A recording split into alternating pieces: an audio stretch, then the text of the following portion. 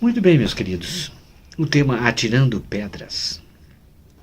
Nós vamos buscar uma conexão desse tema no Evangelho segundo o Espiritismo, no capítulo 10.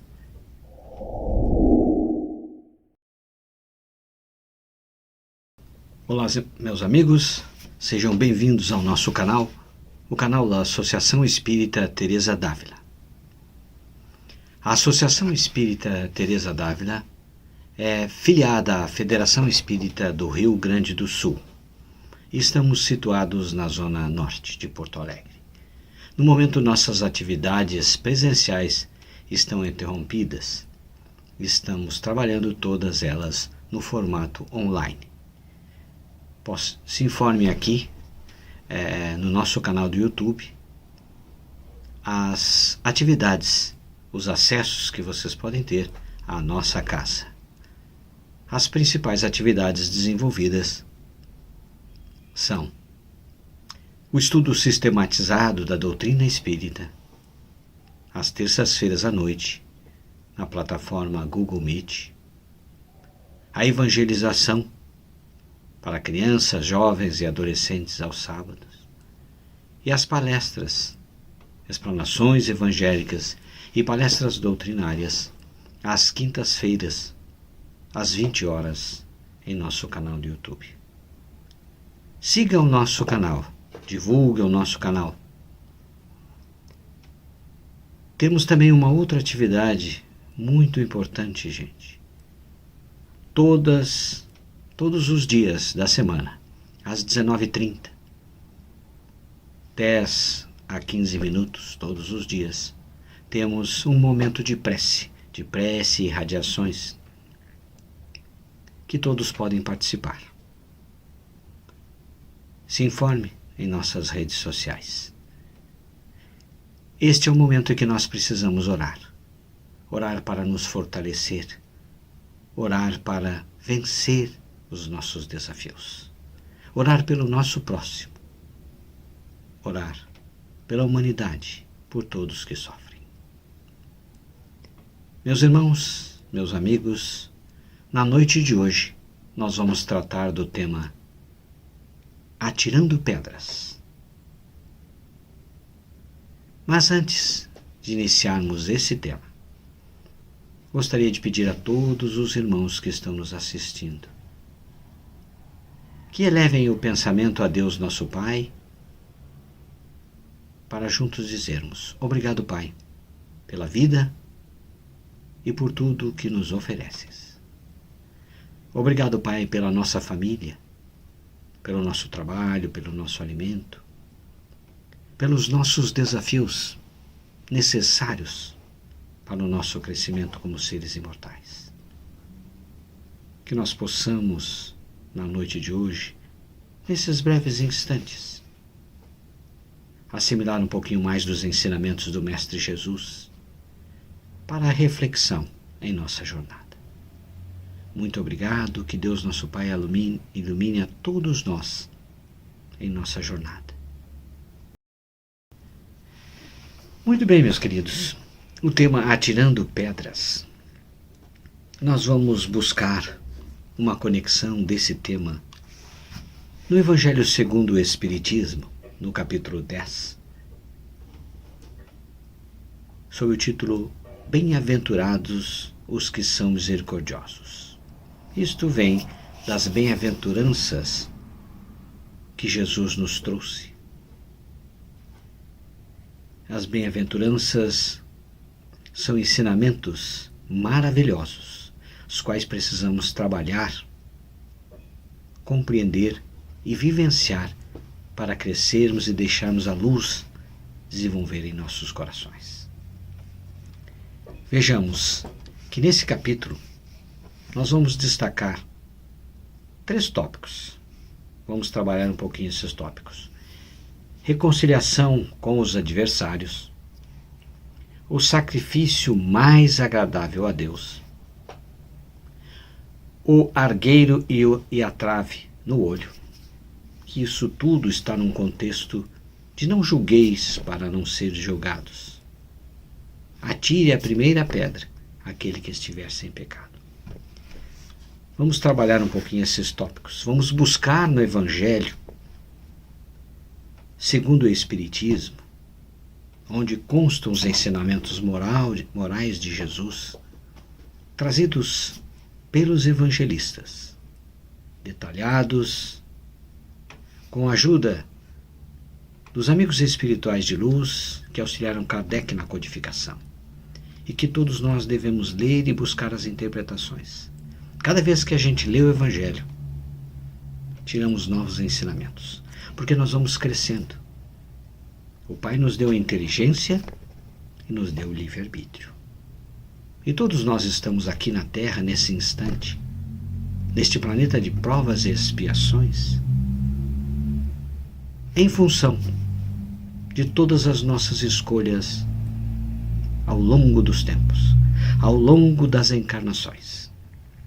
Mas esta é uma encarnação importantíssima para todos nós. Podemos dizer a mais importante, porque neste momento em que buscamos compreender os ensinamentos de Jesus, estamos dando prova de nosso interesse para crescermos. Busca-se o conhecimento. Reflete-se sobre esses ensinamentos e trabalha-os no dia a dia com ações. Aí nós fechamos o cerco. Entendendo e praticando, crescemos. E nesta encarnação, temos que trabalhar em nós o orgulho, o egoísmo. Essas são chagas da humanidade que precisam ser extirpadas dos nossos corações. Isto não vai se dar de uma hora para outra. Isso vai se dar passo a passo, com escolhas, com tropeços, levantando, caindo, assimilando, mas jamais se revoltando com o Pai. Porque tudo o que nos acontece está em conexão com as leis de Deus. O Pai ama a todos nós e nos dá sempre oportunidades. Oportunidades para crescermos. O sofrimento fica por nossa conta. Decorre de nossas escolhas equivocadas perante as leis de Deus. Então, nesse tópico de bem-aventurados os que são misericordiosos, especificamente reconciliação com os adversários, nós temos um ensinamento deixado por Mateus, no capítulo 5, versículo 25 e 26 de seu Evangelho, que nos diz: reconciliai-vos o mais depressa possível com o vosso adversário, enquanto estáis com ele a caminho, para que ele não vos entregue ao juiz. O juiz não vos entregue ao ministro da justiça e não sejais metido em prisão. Digo-vos em verdade que daí não saireis, enquanto não houverdes pago o último cêntimo. Irmãos, na prática do perdão, como em geral na prática do bem, não há somente um efeito moral, há também um efeito material. A morte, como sabemos, não nos livra dos nossos inimigos, porque somos espíritos imortais. A morte só destrói o corpo físico. Os espíritos vingativos perseguem muitas vezes com o seu ódio, no além-túmulo, aqueles contra os quais guardam rancor, ressentimentos, dores, mágoas, donde decorre a falsidade do provérbio que diz: morto o animal, morto o veneno, quando aplicado ao homem. Porque mata-se uma cobra, enterra-se a cobra, ela não vai picar mais ninguém. Seu veneno vai ser absorvido pela terra e destruído. Mas o homem vingativo, o homem que é morto, e nestes atos que permanecem com ressentimento, que permanecem com ódio, está o veneno. E este veneno não desaparece no túmulo. Segue com o espírito para o plano espiritual, nas mais diferentes regiões que o plano espiritual possui. Todos nós temos variados tipos de sintonia e nos sintonizamos com aquilo que fazemos, com aquilo que gostamos, com aquilo que nos afinizamos. E quando se prejudica, se maltrata alguém, e como neste caso, o inimigo passa a ser uma espécie de afinidade com aquele com o qual lhe foi o algoz. E no plano espiritual, ele está mais livre, mais liberto, enquanto que aquele no corpo físico está mais preso. Então o espírito tem um poder de ação mais forte. Daí surgem o que se fala das obsessões, que é a ação dos espíritos sobre os seres encarnados, neste caso. A influenciação, fazer sofrer, gerar perturbações, como em tantos casos que nós vemos e por aí. Vamos pegar um caso corriqueiro: o aborto. Quando uma criança é abortada, lhe é tirada a oportunidade do espírito reencarnante de vir à Terra. E ele tinha expectativas naquela reencarnação. E ele é destruído no processo de aborto, pelas máquinas ou pelo que quer que seja. E ele sente esse processo, porque o espírito está conectado com o frágil corpinho. E pode surgir daí um ódio muito grande daqueles que o maltrataram. Por isso que são inúmeros os casos de mães obsidiadas, de familiares, de quem incentivou o processo do aborto. É sério. E Deus permite que o espírito, Deus permite para punir a seu turno esta aproximação. Porque há uma sintonia entre os seres. O espírito mau espera que o outro, a quem ele quer mal, esteja preso ao corpo físico, e assim menos livre, como dissemos antes, mais facilmente o atormentar, diz o Evangelho, ferir nos seus interesses ou nas suas mais caras afeições. Nesse fato reside a causa da maioria das obsessões, afirma o Evangelho. Deus o permite para os punir do mal que a seu turno praticaram, ou se tal não ocorreu por haverem faltado com a indulgência e a caridade, não perdoando. Então esse é outro aspecto importante também, o aspecto relacionado à indulgência, ao perdão e à caridade, são conectados. O desenvolvimento do amor em nós e a leveza do ser do espírito imortal virá da conquista, do desenvolvimento do amor. E para isso tem que ter benevolência, indulgência e perdão em nossos pensamentos e atitudes. E isso está conectado com caridade, amor em ação. Importa, consequentemente, do ponto de vista da tranquilidade futura, que cada um de nós repare o quanto antes os agravos que haja causado ao seu próximo, que perdoe aos seus inimigos, a fim de que, antes que a morte lhe chegue. Claro, é lógico, é a oportunidade, durante o caminho é mais fácil, porque retorna à pátria espiritual aquele irmão o qual se tinha desavença de uma forma diferente. Então, esta é a nossa missão sempre, buscar a reconciliação com os nossos irmãos em jornada. Deus não consente, por outro lado, que aquele que perdoou sofra qualquer vingança. Porque o perdão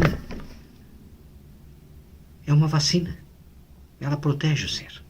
E uma vacina com eficácia. Quem perdoou de verdade purifica seu coração e desmancha essa conexão de frequência que o liga.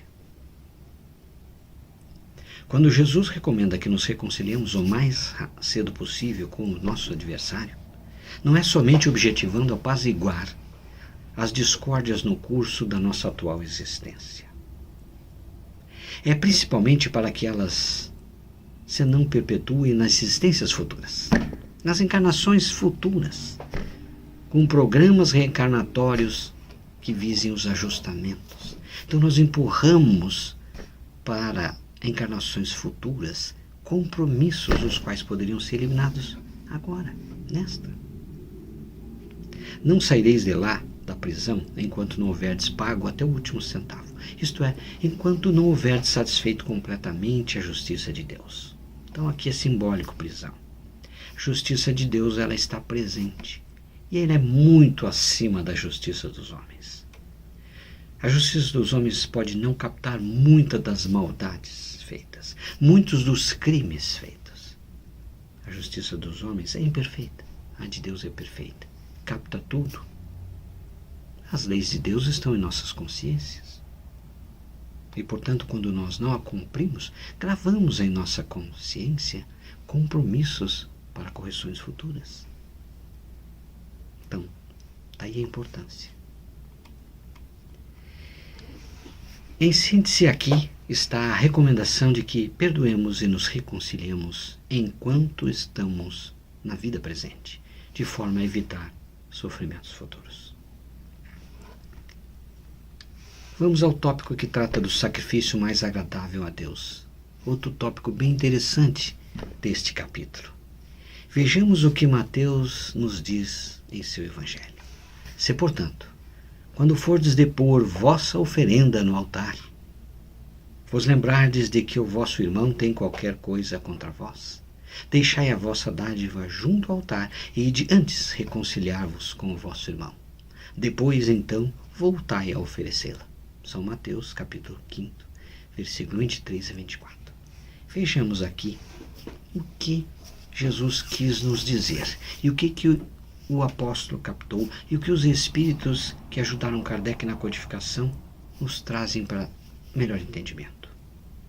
Quando diz, ide, reconciliar-vos com o vosso irmão, antes de depordes a vossa oferenda no altar, Jesus ensina que o sacrifício mais agradável ao Senhor é que o homem faça do seu próprio ressentimento, que antes de se apresentar para ser por ele perdoado por Deus, precisa o homem haver perdoado e reparado o agravo que tenha feito a algum de seus irmãos. Então, de nada adianta uma oferenda no altar, se no coração ainda se carrega divergências. Então, só então, diz o Evangelho, a sua oferenda será bem aceita, porque virá de um coração expungido de todo e qualquer pensamento mau. Então, saia do altar, saia da oferenda, saia de um pedido de perdão cujo coração não está envolvido. E vá ao encontro do seu irmão. Então, só então a sua oferenda será bem aceita, porque virá de um coração expungido todo e qualquer pensamento mau. Ele materializou o preceito porque os judeus ofereciam sacrifícios materiais. Então, no Evangelho está isso porque os judeus tinham esse hábito. Faziam maldades diversas e aí, através de sacrifícios, de oferendas no altar, recursos, teriam assim vencido, ou seja, apagado a ofensa feita. Estava tudo quites. Quer dizer, não tem sentido. A nossa responsabilidade é conosco mesmo, é com a lei de Deus. E temos que reparar. Não adianta tentar fugir com oferendas. com pagamentos, com promessas. O cristão não oferece dons materiais, pois que espiritualizou o sacrifício. Olha só, sai do ponto de vista material e vai para o espírito. Com isso, porém, o preceito ainda mais força ganha. Ele oferece sua alma a Deus e essa alma tem de ser purificada. Então, ele tem que purificar o seu coração, dos seus sentimentos, dos seus pensamentos, das suas ações equivocadas. Entretanto, no templo do Senhor, deve ele deixar fora todo o sentimento de ódio e de animosidade, todo mau pensamento contra o seu irmão. Só então os anjos levarão sua prece aos pés do Eterno. Quer dizer, não adianta pedir perdão se o coração está maculado. A prece não tem força. Fica no chão. Ela só tem valor quando eu compreendi, assimilei o erro que fiz, quero corrigir, quero me melhorar e vou em busca desse reparo. Isso dá asas à prece e ela é elevada ao Criador em benefício de nós e daqueles que nos cercam. Eis aí que ensina Jesus por essas palavras: deixai a vossa oferenda junto do altar e de primeiro reconciliar-vos com o vosso irmão, se quiserdes ser agradável ao Senhor, ao Criador. Em resumo, nada adianta oferendas materiais nos altares do mundo, se não houver tomado parte o coração, o sentimento, e não tiver sido buscada a reconciliação com os nossos irmãos. Afinal, todos somos filhos de Deus. Todos somos irmãos. Aquele que é assassino, que é malvado, que é criminoso, também é nosso irmão. Mas ainda não compreendeu o ensinamento de Jesus, não compreendeu as leis de Deus. E por isso ele vai sofrer quando se der conta, quando cair em si dos equívocos cometidos. Por isso que Jesus diz que nós devemos amar os nossos inimigos, orar pelos nossos inimigos, orar por aqueles que tiverem feito mal a nós, orar por aqueles que, mesmo que não tenham feito mal a nós, nós percebemos as maldades que eles estão fazendo. Oremos por eles para que encontre a verdade, para que encontre a paz. Não critiquemos eles. E aí, nessa conexão, vem o outro ponto: o argueiro e a trave no olho, que o Evangelho nos traz por esta passagem de Mateus. Como é que vedes um arqueiro no olho do vosso irmão, quando não vedes uma trave no vosso olho? Ou como é que dizeis ao vosso irmão: deixa-me tirar um argueiro ao teu olho, vós que tendes no vosso uma trave? Hipócritas, tirai primeiro a trave do vosso olho, e depois, então, vede como podereis tirar o argueiro do olho do vosso irmão. São Mateus, capítulo 7, versículo 3 a 5. Então aí há uma das insensatezes da humanidade, consiste em vermos o mal de outrem antes de vermos o mal que está em nós. Somos campeões em identificar as maldades e os erros do próximo. E passamos as mãos sobre as nossas. Perdemos a oportunidade de ver e valorizar as boas atitudes, as boas ações, as virtudes que têm os nossos irmãos, para destacar a maldade, os erros, os vícios deles. E aí esquecemos de olhar no espelho e ver as nossas. Fora preciso que o homem pudesse ver seu interior num espelho, como disse o Evangelho, pudesse de certo modo transportar-se para fora de si próprio, considerar-se como outra pessoa e perguntar: que pensaria eu se visse alguém fazer o que faço?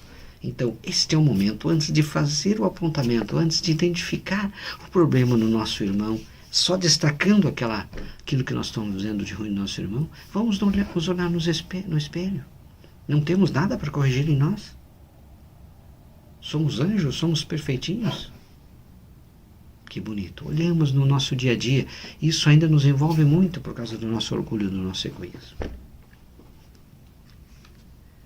Incontestavelmente, é o orgulho que induz o homem a dissimular para si mesmo os seus defeitos, tanto morais quanto físicos. Semelhante insensatez é essencialmente contrária à caridade, porquanto a verdadeira caridade é modesta, simples e indulgente. Caridade orgulhosa é contrassenso. Não existe caridade orgulhosa. Se eu estou dando alguma coisa para alguém ou ajudando alguém com interesses escusos, é outro nome, não caridade. É marketing pessoal, é o que você quiser. Caridade tem que ter indulgência, tem que ter benevolência, tem que ter perdão, tem que ter amor envolvido, amor em ação. Com efeito, como poderá um homem bastante presunçoso para acreditar na importância da sua personalidade e na supremacia das suas qualidades, ou seja, acima dos demais, possuir ao mesmo tempo abnegação bastante para fazer ressaltar em outro o bem que o eclipsaria em vez de o mal que o exaltaria? Quer dizer, então, enxergar o mal no outro, achando que é um ser de bondade que está ali vendo aquela maldade. E um ser de bondade não olha para a maldade para exaltar, mas olha para ajudar o irmão. Por isso mesmo, porque é o pai de muitos vícios. E o que é o pai de muitos vícios? O orgulho. O orgulho é também a negação de muitas virtudes. Nós atrasamos, nós dificultamos o desenvolvimento das nossas virtudes em função do orgulho e do egoísmo. E o orgulho, ele se encontra na base e como móvel de quase todas as ações humanas. Porque estamos num planeta de provas e expiações, ainda o mal impera. O orgulho é muito forte. Mas nós podemos vencer tudo isso, irmãos. O importante é de reconhecer que temos essas fraquezas, essas fragilidades, para avançar.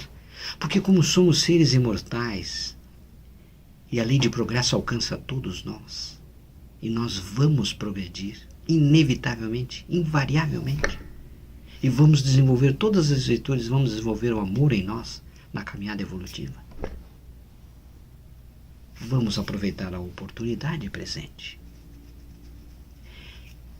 E assim, ganhar tempo, não perder tempo. E não nos condenar, em definitivo.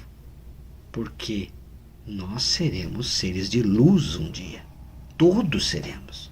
E isso é que é importante ressaltar. Aquele nosso irmão que está preso, que foi condenado por atos terríveis contra o seu próximo, um dia reconhecerá esses erros e em sua caminhada evolutiva como espírito imortal alcançará a luz.